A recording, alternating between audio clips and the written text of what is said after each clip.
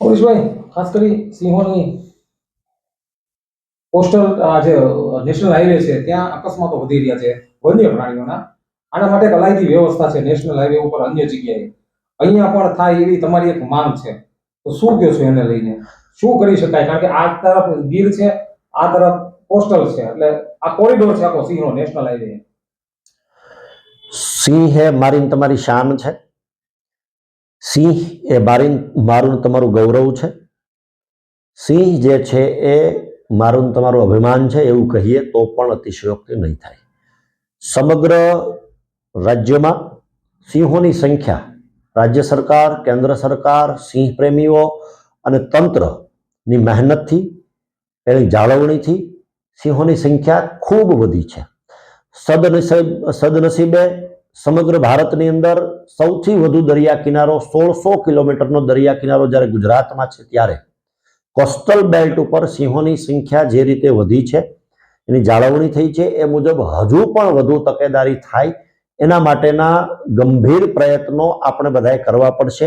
એ સંદર્ભે મેં આજે કેન્દ્ર સરકારમાં સરકારશ્રીના જે તે વિભાગના મંત્રીશ્રીને એક પત્ર લખ્યો છે અને એમાં સ્પષ્ટ પ્રમાણે વિનંતી કરી છે કે જે નેશનલ હાઈવે, નેશનલ કોરિડોર એટલે કે સ્ટેટ કોરિડોર, નેશનલ કોરિડોર જેને કહી શકાય એવો કોસ્ટલ કોરિડોર ઉપર ભાવનગરથી લઈ અને સોમનાથ સુધીના રસ્તા ઉપર સિંહોની જાળવણી કરવી ખૂબ જરૂરી છે. સિંહોની સંખ્યાઓ ખૂબ વધી છે. ભૂતકાળનું એક ઉદાહરણ આપું તો થોડા સમય પહેલા હું નેશનલ હાઈવે ઉપરથી પસાર થઈ રહ્યો હતો. વનકર્મીઓ બંને બાજુ રોડ ઉપર બેરિકેડ લગાડીને સિંહો પાસ થાય એના માટેના પ્રયત્નો કરી રહ્યા હતા. કાબિલે દાદ છે. એમાં એડિશન એટલું થઈ શકે જે રીતે વાઘને બચાવવા માટે અન્ય રાજ્યોએ, છત્તીસગઢ હોય, મહારાષ્ટ્ર હોય કે મધ્યપ્રદેશ હોય, ખૂબ મહેનત કરીને અંડરપાસના તેઓએ પ્રયત્ન કર્યા છે જેને કરીને એના જીવો બચાવી શકાય છે. તો આ ઇમ્પ્લિમેન્ટ ગુજરાતમાં પણ થાય. અંડરપાસો જે જગ્યાએ મૂકવા પડે ત્યાં મૂકવા જોઈએ, જેથી કરીને વનકર્મીઓની પણ શરતચૂક ક્યાંક થાય અને સિંહોનું મૃત્યુ અકાળે ન થાય. એના માટે મેં મહેનત કરી છે.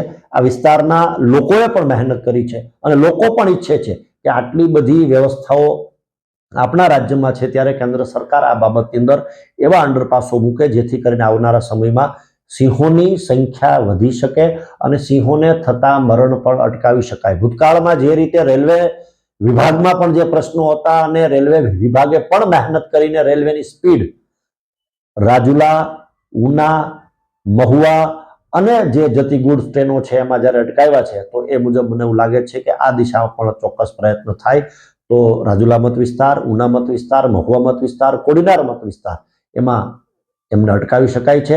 અને મને લાગે છે કે આપણું ગૌરવ છે ત્યારે એને બચાવવા આપણી જવાબદારી છે.